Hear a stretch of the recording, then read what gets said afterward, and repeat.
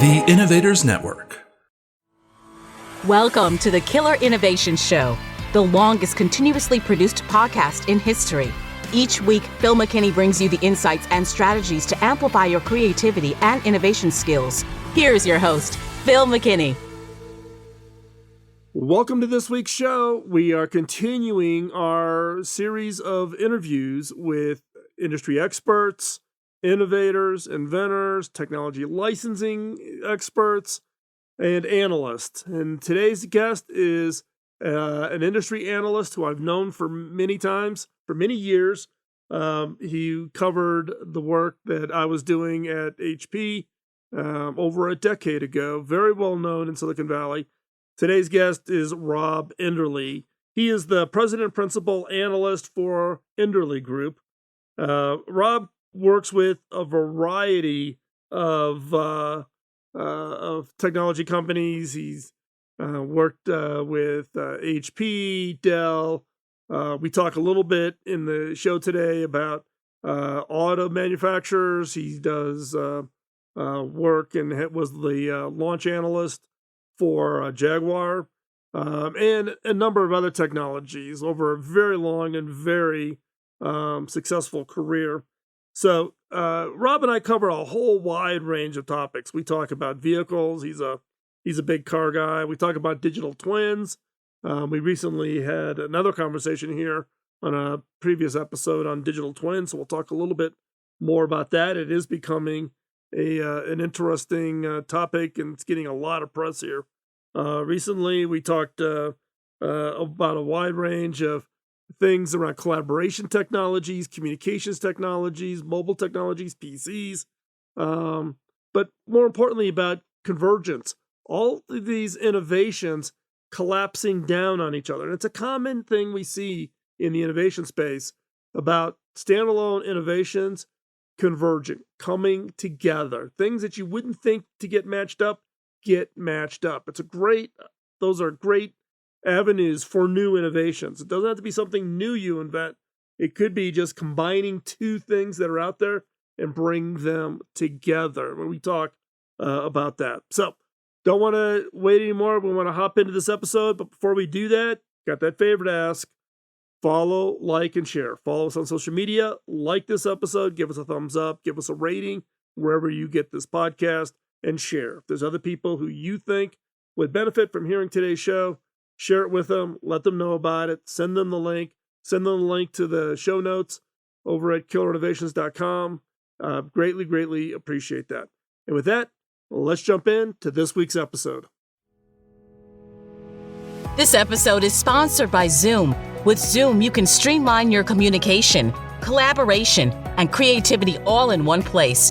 Zoom is the market-leading platform that provides video meetings, voice, webinars, and chat across desktops, phones, tablets, and conference room systems. To learn more about Zoom and sign up for your free account, visit killerinnovations.com/Zoom.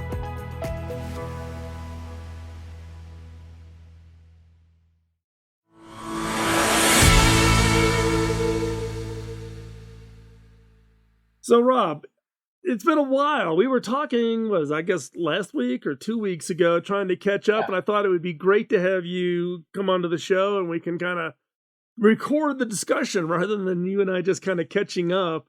As I shared with you before we started the recording, I've hit the trifecta. Now you're on the show. I've had Ben Bajaran on the show, and I had Bob O'Donnell. So you're the three horsemen when it comes to the leading Silicon Valley analysts, the ones that I engaged with pretty heavily when I was at HP, and always valued the fact that you guys are much closer to some of the trends and shifts and things that are happening. I thought it would be just a great conversation on the show. So what have you been up to? You've actually moved. You're no longer living in the Valley. You're in lovely Bend, Oregon. Yeah, it's kind of great. We got tired of the drought conditions in California, and what finally did it for me was we nursed this big tree back to health in our backyard, which we turned into a garden. And with the drought, it went into shock and it died. And that plus almost getting killed in front of my house kind of soured me on the area. And so we originally were going to build a house in Belize, and that development turned out to be the biggest fraud that the U.S. government had ever run into. I was one of the first to flag it, so I got my money back, and then we took that money, bought the house in Bend, rebuilt it, so there isn't a single wall, ceiling, roof that we haven't touched, but it's the same square footage, and then dropped a 3,600-pound dragon out front to call it our own. Yeah, well, I you sent me the picture of the dragon. I couldn't quite envision what kind of a dragon. That thing is massive.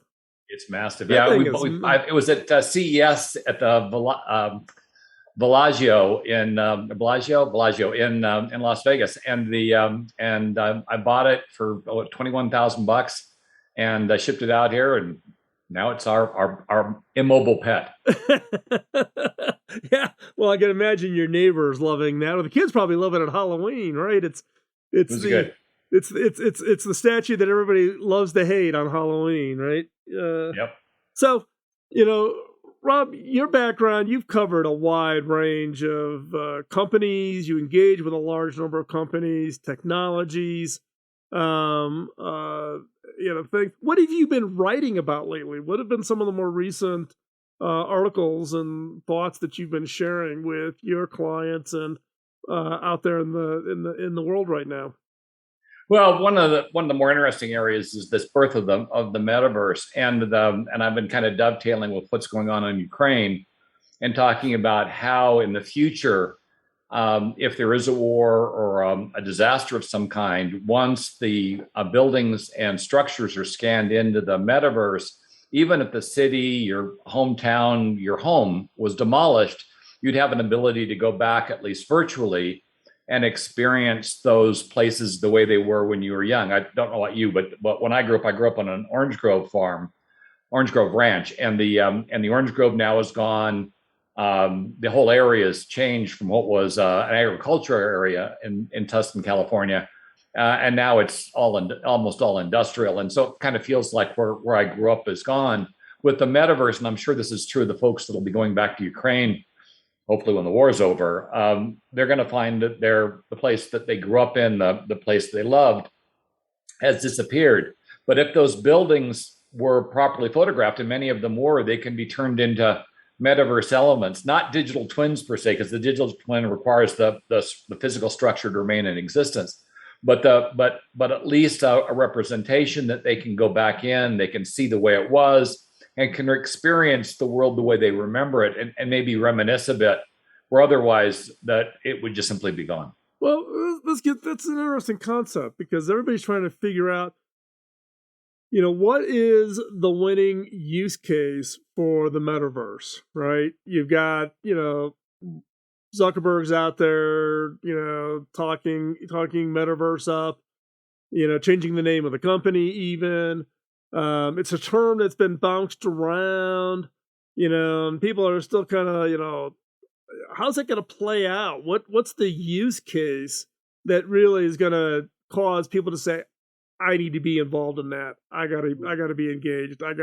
That's where I want to spend my time. Well, the way it's been used now, and the big initial test was the factory that was built by BMW in Germany, or process of being built, I guess.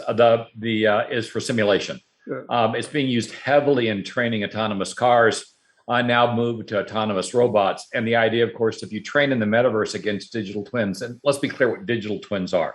A digital twin is a virtual representation of something where that something remains connected to it. So it's not like a twin human, where when you're born, the two twin brothers, using brothers as an example, get different experiences and they diverge. A digital twin remains a twin throughout its existence. You have to instrument the digital twin so that instrument the physical twin so the digital twin goes through all the changes the physical one does. And that allows you to run simulations using full physics in the metaverse. And then any accidents occur, any problems that occur, they occur in the virtual world. And then you take that training and you adopt it to whatever you're doing in the real world. And those robots, those autonomous cars, now without putting any pedestrians at risk or drivers or passengers at risk or people walking around robots at risk, now can function in mixed environments with a much higher degree of safety.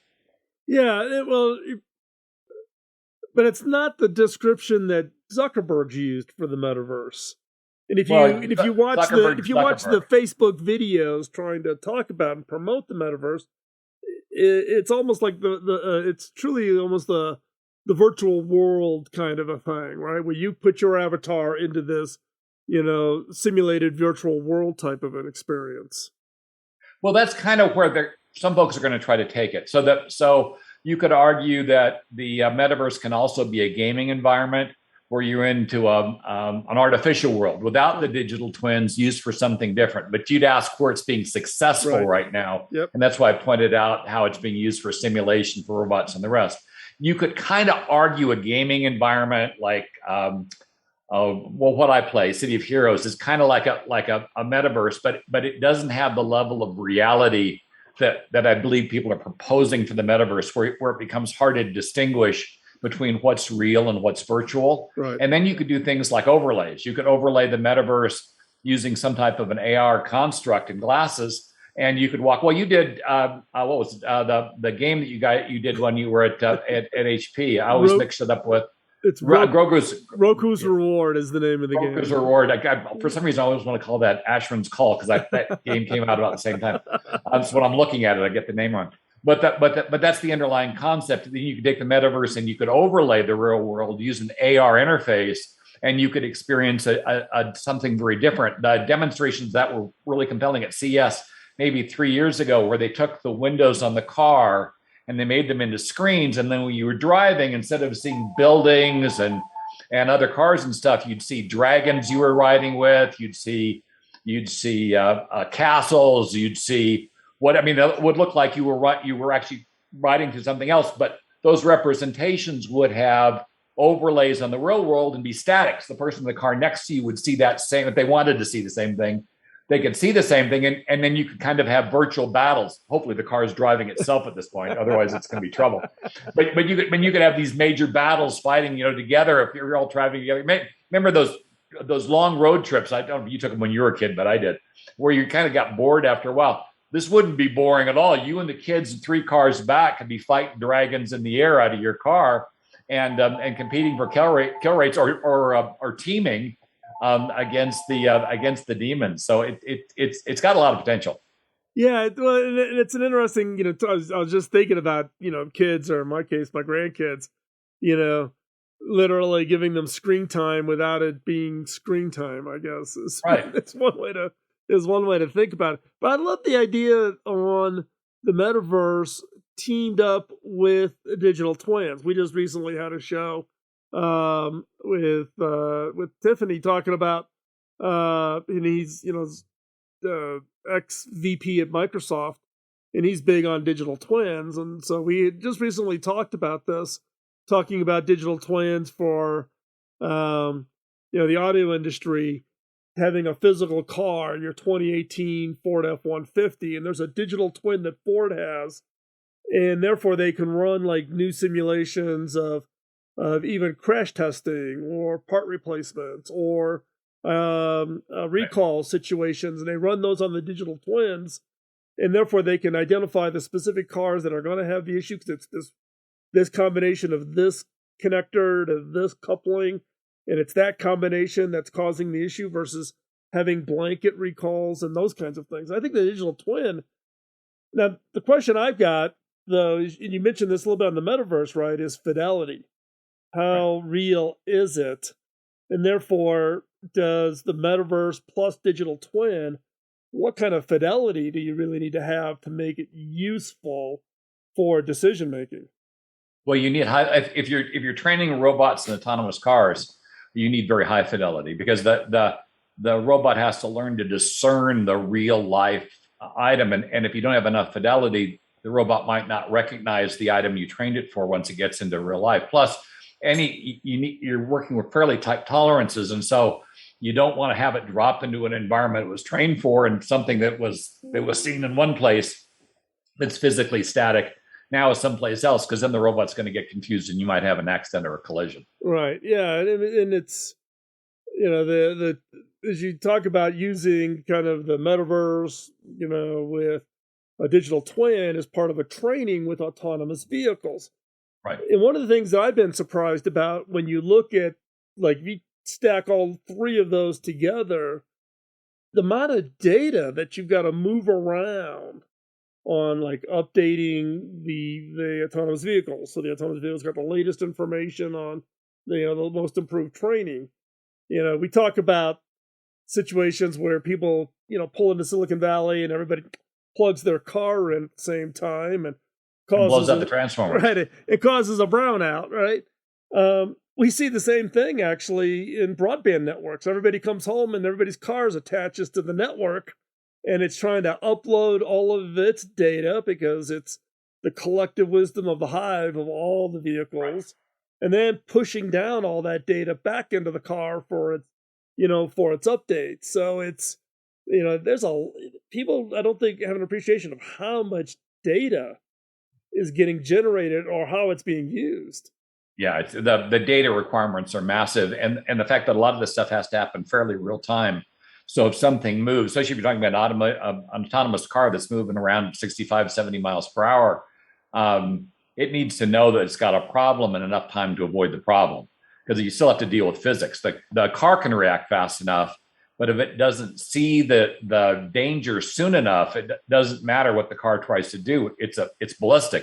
It's going to continue on the path it is, because you've got to deal with real world physics. Well, you get Newton's law of momentum. You don't stop instantaneous. There are certain laws of physics you just can't violate. Do you have an autonomous? I mean, do you have an EV? I do. Okay. I have a Jaguar I-Pace. I had one of the first Jaguar I-Paces that came into the United States. I was one of the launch analysts for the car, and I sit on the advisor council for Jaguar. It was all as a result of Dell doing the launch event for Jaguar, and they designated me one of the launch analysts. So it was kind of fun. Ended up buying the car. Well, I'll tell you, like where I work, I don't know, we had to actually double the number of EV charging stations in the parking lot. So I think we're up to like 15 or 20 spots, and everybody assumes I have one, and I don't. I have Ford Explorers. And Ford, when I bought my Ford, I have two Ford Explorers, and when I bought them, they didn't have them as EV options yet. Even then, I guess I could buy my Mustang. I guess if I wanted my Mach-E Ford Mustang, that could be fun. I guess. But the funny thing about the Mach-E is the performance version. The Mach-E actually underperforms where you'd want it to overperform against the base model. They've screwed something up with that car. The performance specs just don't look right to me. It's a good looking car. We've got a couple of them around me. I haven't even taken a look at it. Albeit my family, we are a pure Ford shop because my uncle owned and operated Lincolns and Ford dealerships in the south side of Chicago, Northwest Indiana. So. Guess what? You didn't have a choice. Everything's a Ford. Everything's a Ford in our family. Have you seen the drag race between the Ford Raptor, the Rivian, and the Dodge? I think the Dodge truck was, but the high performance. I think it's the one that has the Viper engine in it. The drag race. The Rivian beats the Raptor, even pulling this to the quarter mile, even pulling another truck. It is really pretty sad because, as you probably know, the Raptor is their high performance pickup. They went to a turbocharged 6 though this last year, and both the Dodge and the Rivian just toasted it. But the Rivian toasted it, pulling another truck, which was fascinating. Well, I think it is. I remember when the original prototype of the Tesla. Even before Elon got involved in it. The sports car. Yeah.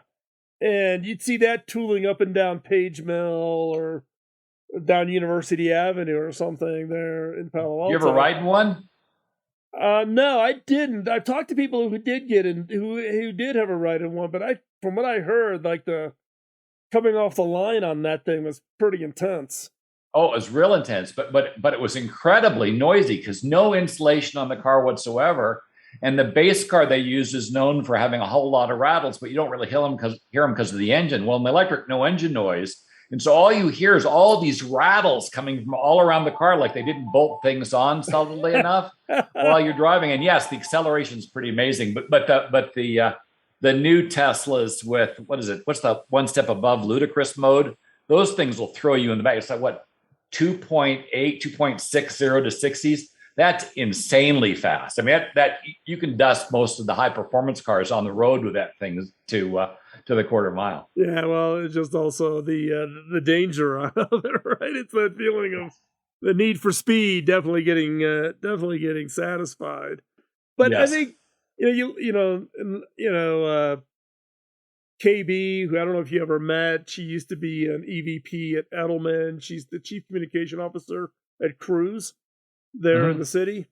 The GM EV vehicle, and I've stayed in. And KB's given me some insight on Cruise and what they're doing. Now, they're doing something different. It is really about an alternative business model where you don't own the vehicle, right? You basically, quote, lease a vehicle, but you just schedule it and a vehicle shows up, no driver required. You get in and it takes you from your house to your work. You get out and then that vehicle gets used by other people throughout the day. And then another completely different vehicle comes and picks you up at work in the evening and takes you home, and it's kind of changes the whole concept of owning, things like transportation. Yeah, it's this interesting thing we've got coming with regard to autonomous cars is that there are two modes. There's the chauffeur, which is what you're talking about, and there's guardian angel, and the industry is kind of torn on this, and I'm not sure why. Because Toyota initially pointed out that not most people are going to want Guardian Angel. And Guardian Angel is what you get from pretty much every autonomous car for free, no subscription. But if you want to enable chauffeur where the car does itself, even if you own the car, you're going to have to pay a monthly fee to get that particular feature. And that's where you don't drive the car at all. Most of the drivers I've spoken to, and clearly the forums I belong to, I'm also a moderator for one of the United States Jaguar Forum. They don't really care for chauffeur at all. They like the idea of the option if they're going on a long drive, but for the most part, people buy performance cars. They want to drive them. They don't really want the. I mean, what's the point of buying a Ferrari if the Ferrari is going to drive you?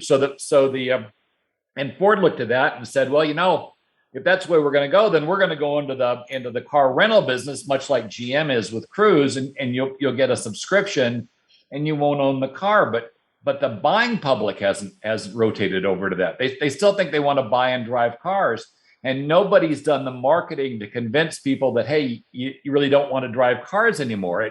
People that are buying these, especially cars like Jaguar, Mercedes, they're buying them because they want to drive them. So we've got a problem in the industry right now with regard to how we're going to position this technology so that we'll do it. Now, Guardian Angel, I always think of it as you remember those children's seats that had the steering wheel in them that weren't connected to anything? Yeah. That's kind of how Guardian Angel works.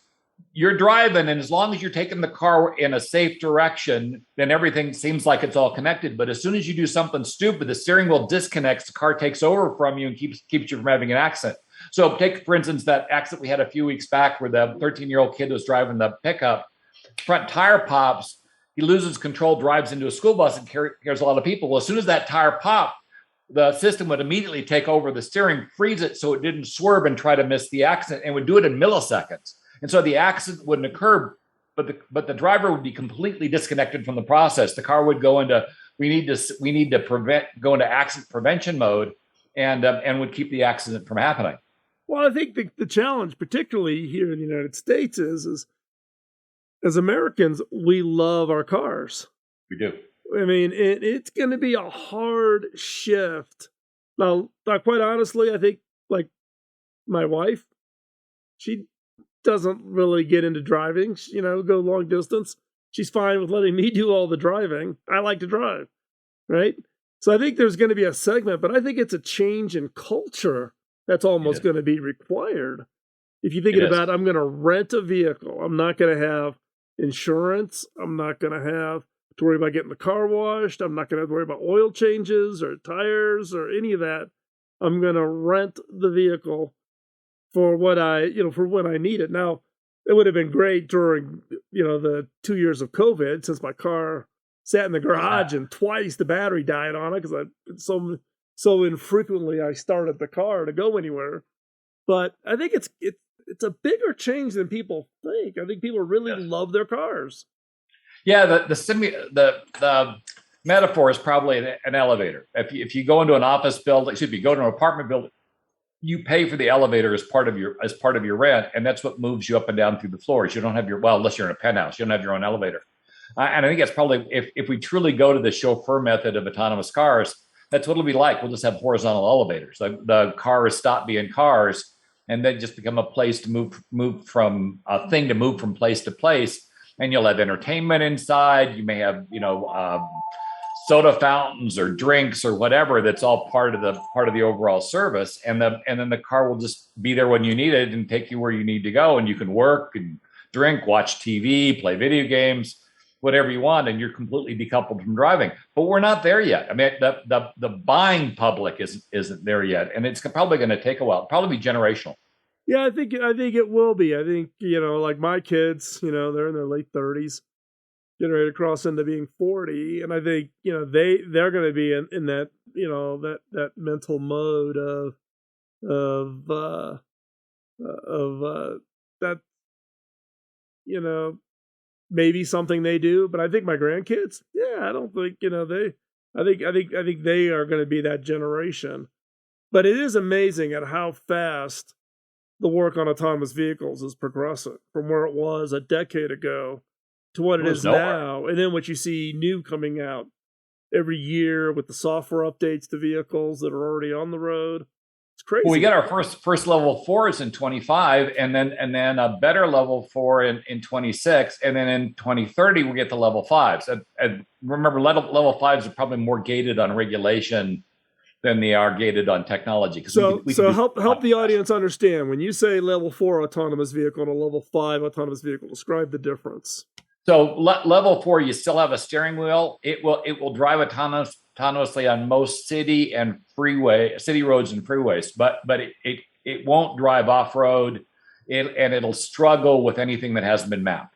Level 5 is you don't need a steering wheel. The car wherever you want to go, the car will take you there, and assuming the car can go there, that's level 5, and it switches, because when you're level 4, where you still have a steering wheel, there's still the sense that maybe the driver has liability for what's happening. As soon as you get to level 5, whoever made the technology carries. I mean, that's not clear, but the driver is disconnected, so that liability shouldn't flow to the driver. Yeah.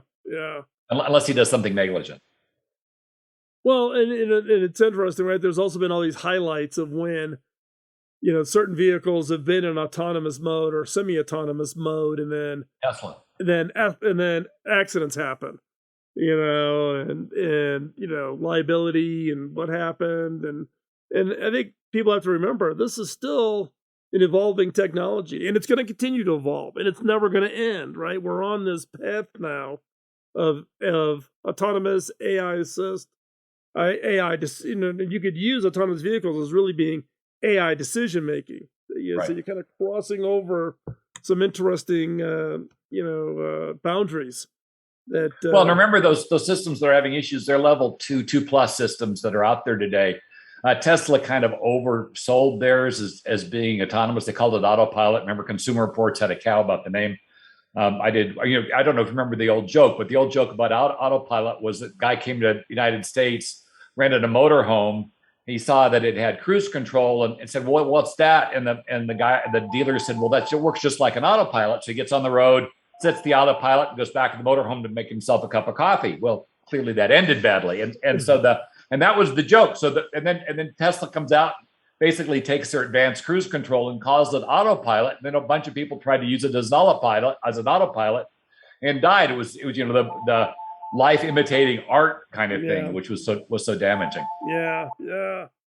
So let's shift topics here a little bit. I know over the years you also have been a big follower of the phone and PC world. Yeah. You were an analyst advising HP when we did the Palm acquisition and the PC laptop business, and you do a lot of work, I know, with Dell. I won't hold that against you. Thank you. But where's that going? I mean. Well, let's go back a little farther. So I was the competitive analyst for IBM for telephony, and this was back when they owned Rome, and I hired into the Rome division, and IBM bought it. And the funny thing is we were doing convergence work back in the 80s. The Rome had cards that would go into PCs that would turn them into a hybrid phone machine. And they had a couple computers that were basically Macs. Well, they ran Windows, but they were basically looked like Macs that were phones and PCs integrated. And the stuff we could do back then, we still can't do today. For instance, we've got caller ID today, but back then in the prototype form, somebody called. I'd not only get the caller, I'd get their position in the company. I'd get whatever we talked about last time they called, the kinds of interests they had. So when a call came in, even if I'd never met the person before, I would know on my screen immediately a whole hell of a lot about them from inside the company. And if you've ever had that experience, like some call centers have that capability today, it really helps you engage in the call. But sadly, when all the telephony companies kind of went under, those efforts failed. And of course, the problem in that environment was the telephone companies and the computer companies had all the same acronyms. They just happened to mean different things. And so you get these executives talking to each other, thinking they were all on the same page, but they were so far removed from talking the same thing because they were assuming the acronyms meant something else. Anyway, it was a huge problem, not the least of which was that PBXs never seemed to age out. So you'd make that first sale, and then you go back to try to sell them another PBX, and it's like, well, no, mine's working just fine. I don't really need it. And you don't make another sale to a customer for 20 years. You're pretty much done. Yeah. But in any case, so that's really where my interest in convergence started. Recently, we've started to try to converge again. Cisco's aggressively now trying to move towards convergence on their side. HP, your old company, just bought Poly to attempt to try to bring these technologies together. Both Microsoft and Dell have tried to better integrate the smartphone and the PC. I think the Microsoft implementation may be a little bit better, but the same thing where you get your phone screen on your PC screen and you can interact with it directly, which is kind of handy. But we're still not 100% there, where you can move from so for instance, if I was on a phone call from you. It'd be nice to be able to hit a single button and be immediately into a Zoom call with you. Can't do that yet, but once we get to convergence, we'll be able to. Right. Yeah, and it's interesting. You mentioned, in fact, HP literally just announced yesterday the Poly acquisition, right? And it's been a lot of buzz and people asking about it. And I've had a couple of conversations with people, and I remind them, I said, people forget about the fact that HP, we actually sold, remember the old Halo collaborations? We sold the Poly. I remember that big Halo rooms that was Marriott. Marriott was going to put in a whole bunch of those things. If people were going to pay money and do it, and I was, I'm not sure that's going to work. But anyway, they went to DreamWorks, and they had that table set up where you sit at the table, and the other end of the table was in New York, and you could have conversations across the table. But Jesus, the amount of money, I think it cost you $100,000 to put the system, $100,000 plus, depending on what the system was, up front, and then another $10,000 to $20,000 a month in service and support fees. And at that point in time, we didn't have a pandemic, and people really weren't using those systems that much. Yeah, but I tell you, when you sat in a Halo room, it was completely awesome. It was awesome. And in HP, we sold Halo to Poly. So when it was Polycom, before they merged with Plantronics, right? And so now it's actually quite funny. You sell collaboration to Poly, and then you buy it all back with the pandemic and with the partnership that Poly has with Zoom. So I think that's going to be interesting on that kind of collaboration. But you think that convergence happening, the convergence with collaboration technologies, not just communications technologies. In fact, Brendan, who's the CTO at Zoom today, put out a big social media post on the expansion of the Zoom marketplace. All of the apps now that you can, everybody's got to have a market, right? Got to have an online app store or whatever. But it is interesting about all of these pieces, coming together. And, it's one of those things like, it's like the old, when I was a CIO, centralized, decentralized, centralized, decentralized. And this conferencing stuff, the video conferencing stuff, I mean, I've been covering it, as I mentioned, since the late 80s. And it goes through these hills and valleys. Everybody gets excited and runs at it. Then nobody makes any money, and it craters, and the market consolidates. Everybody gets excited about it. HP was on that second wave. Intel was on the first wave. And then everybody gets excited, and it consolidates and crashes. Now we're on the third wave of this thing. In fact, if we count the AT&T stuff in the 1960s, we're actually on the fourth wave of this stuff. And still hoping that people will find and use this as aggressively as was planned. And the pandemic certainly helped with that. But now we're going back to hybrid work or in-person work. You're seeing the drop off in interest again. And that's largely because we still haven't embraced the aspects of being in person that you don't get over video conferencing, the side conversations, the dinners, the social events, the other aspects that make you feel like you belong to the company. It can be done, but for whatever reason, we haven't been focusing on really managing the relationships that need to be built when people are remote. And the end result is folks are still gravitating back to person. Personally, I hate flying. So if we can just get this gosh darn video stuff to work, I'd be good. Well, and I think that's an excellent point. We were having a conversation last week with some people around, and I've had this conversation with Eric Yuan, the CEO at Zoom. Yeah. I said, and Eric's a sponsor that, Zoom has been a sponsor of this show now for 8 years. And we're big Zoom users. The one thing I continue to try to think about is how do you enable that serendipity conversation? Right. Casually you're walking through the office, you run into somebody sitting at their cube, and you're like, "Hey, what are you working on?" And and it's not going to be one of those little stick robots weaving their way through an office.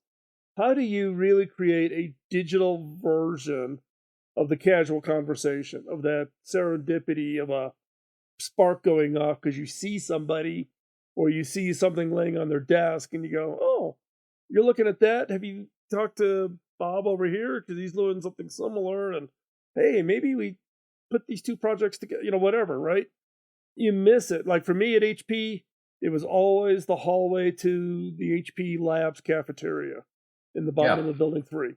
Well, I miss having lunches with people and all those, and maybe having dinner or get together for a game at night or watching movies together. And we've tried a lot of this stuff. What was it? Was it Netflix that had a deal where you could watch movies remotely with your friends, but time differences create problems, and people just aren't using the service. So it's really thinking through the behavioral aspects of this and the interpersonal aspects of this that we just have not yet done a good job with. We've got engineers focused on what is an interpersonal behavioral problem, and we're just not closing the gap. Well, and it's interesting because, with COVID coming in, we've got 3 of our grandkids. They started off at the beginning of COVID living in Panama City, Florida. At the end of COVID, they now live in Joyce, Washington. But the way we've stayed connected with them particularly is through Facebook Portal. I've got Facebook Portal on the TV in the living room. So we do Friday night dance party with the grandkids. And like tonight, my daughter and son-in-law are doing something at the church. The kids are going to the church, but the kids will be online with my wife. So my wife is effectively doing a digital nanny while my daughter and son-in-law are in the very next room. So it's not like they're leaving the house and leaving the kids, but my wife is at 6:30 scheduled on her Google Calendar. She's doing digital babysitting, for the grandkids, right? And I think that's allowed, particularly during the pandemic, but now it's got a little bit of stickiness for those kinds of connections. But I think you're right. How do you solve the interpersonal? The social aspect of it? I was at this event in Indianapolis, 125 people in the room. People hadn't seen each other for more than 2 years, right? I mean, people were just so hungry to interact. For interaction. Yeah. Interaction. Wow, you're 3D. I see you in 3D, You're real. There's a shape to you. You're not a flat, digital image on a display someplace. And I think that those are, some of the, you think about, things like what was going on with Halo and other really, now you got the holographics, light field displays, a lot of work trying to recreate the environment, but it doesn't solve what I refer to as this serendipity effect, the non-planned conversation, the unplanned interaction because you run into somebody or you see them or you're sitting next to them at lunch or you happen to be sitting in a meeting and you got 5 minutes before. You can't have a one-on-one conversation in a Zoom meeting when there's 8 other people because whatever you say to the person next to you, 7 other people hear you, right? So you don't have that. So I think there's an opportunity to innovate on how do you solve that problem. I think if you could solve that, like you said, you and I were laughing before we started the interview today about man, if I could not get on another airplane, I'd be a happy guy. Last thing I want to do is get on an airplane again. Well, and what will really change some of this, I think, is when we finally get to human digital twins. The concept of a human digital twin, in fact, in NVIDIA at their GTC this last week was showcasing, and I got a chance to actually talk to Jensen about this, was showcasing a technology where the digital twin keeps track of your opinions, keep track of everything you write and do. It adopts your appearance, it adopts your voice, and the digital twin can act in your stead. And so if anybody wants to chat with you when you're not available, then rather than you appearing, the digital twin appears, looks just like you, behaves just like you, but it's got barriers around the data it can provide that limit personal information, limit corporate information if the conversation isn't connected to one of the two. So the user would have to be authorized to hear the information, but if they could hear both, if they were, say, your boss who might hear at least most of the personal information and clearly would have access to the company information, they could have a conversation with your digital twin that would be very similar to the same conversation they'd have with you. And then you'd get a summary whenever you woke up or came back from a trip or whatever of what happened. And then of course it creates some interesting dynamics. Because what if you die? What if you go to work for another company? What if for whatever reason you change jobs and your security classification changes, but the original digital twin isn't part of that particular process? We're going to have a bunch of things we're going to be working through as that comes forward, but it does promise the idea that might be able to have a case where you might have 20 digital twins and each one of them would have a job and all you do is manage the digital twins, but you get income from each of the digital twins doing the work at various companies. Well, you're talking about interactions. I had the CEO from Otter AI on the show. I don't know, it's probably got to be 5 or 6 months ago, maybe a little longer. And I've been using Otter AI ever since he was on the show to do automated meeting notes, take the audio from the podcast, put it through Otter AI to generate the transcript. It is, I remember the old Dragon days, trying to train Dragon to do transcription. I'm telling you, horrible. Otter AI is amazing. And once it learns a voice, like if I have the same 4 people in a call regularly every week and I have it do notes, it can automatically tag the names of every person making the comments. It is really, really amazing. And it's interesting when you have transcripts, meeting note transcripts. With punctuation and emphasis now. It took us 20 years to improve those old Dragon tools, largely because the company that consolidated that market played some funny games with their stock and they were shut down. And that set us back a decade in terms of development. But now we're actually moving on this thing, and the translation software is a ton better than it used to be. Oh, it's great. It's great. Hey, transcription. As we're running up on the clock here, I want to ask you, I've got one question and then we'll wrap it up. Question I want to ask you is what innovation do you see coming that's not here today that you are most excited about? Not here today.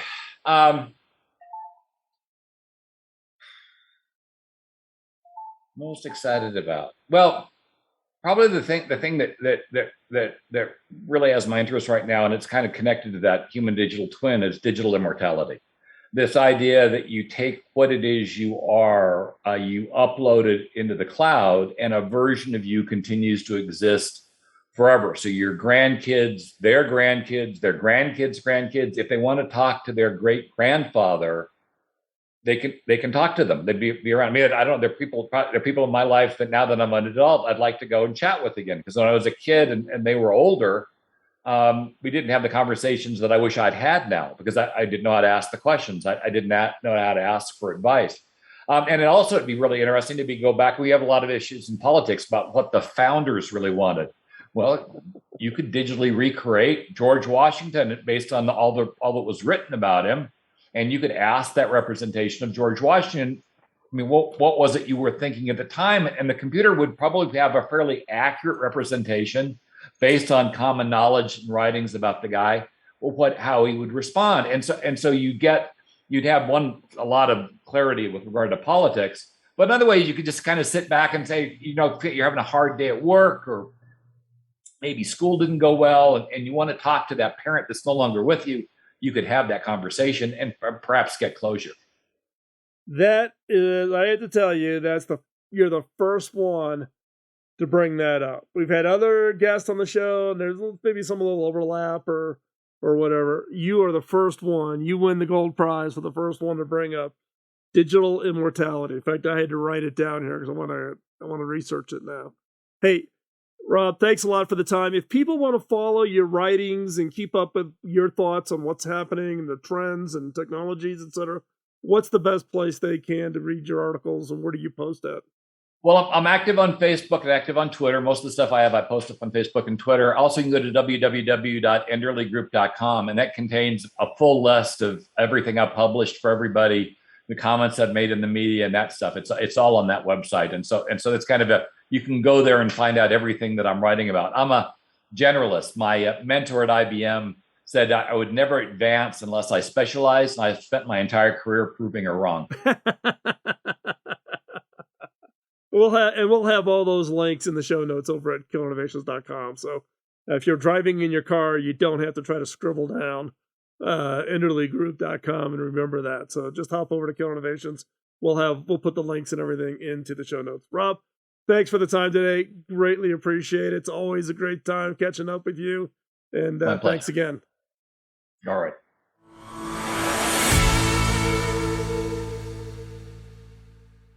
Digital immortality. It's a concept that we talk about. You heard Rob just talk about it. I was really intrigued by it. Turns out Elon Musk just recently talked about this ability to upload personalities, memories in a way that can be shared with future generations. So, Rob's answer to my standardized question, which is, what innovations are you most excited about, kind of threw me for a loop. I've heard about it, but I haven't really thought about it deeply. But now with 5 grandkids and me mentoring younger generation of young executives along their career path, finding a way to where you can have that advice rather than me writing books or how many blog posts can I do or 18 years of pouring my experiences into this show. Are there other ways to get that ability to share your experiences, your lessons learned, things you would have done over differently if you had the chance? Interesting. Might be a future platform for sharing and a way to pay it forward with your own kids, grandkids, great-great-grandkids, and beyond. So something to think about. With that, thanks again for joining us this week. Greatly appreciate it. We know that you investing your time and spending it listening and hopefully benefiting from the show is I greatly appreciate that. It's why we've been doing this show now, starting its 18th year of doing this show. And hopefully you find it beneficial. We'd love to hear from you. Drop us a note. You can send it to phil@killerinnovations.com, or you can hop over to killerinnovations.com and hit the contact button and just drop it in that way. I'd love to hear from you, but specifically if you've got questions you would want to ask. Maybe you heard something in today's show or something in a previous episode that you think you'd like to have more information on, or you got an idea on it. Love to hear from you. So drop me a note. But also if you have a guest, if there's somebody that you read regularly or you follow them on Medium or Substack or wherever you consume your content from, and you think they would make a great guest on the show, love to hear it. You don't even need to know them. Just give us the name, point us in the right direction, and we'll go see if we can't secure them to come onto the show and share their expertise with everybody. So with that, thanks again. Have a great week. Take that idea that's noodling around in your head and make something happen and go change the world for the better. And with that, we will talk to you next week. Bye-bye. Podcasting nonstop since 2005, this has been the Killer Innovation Show on the Innovators Network. This show is distributed by the Innovators Network. For more information and other great shows and content, visit theinnovators.network.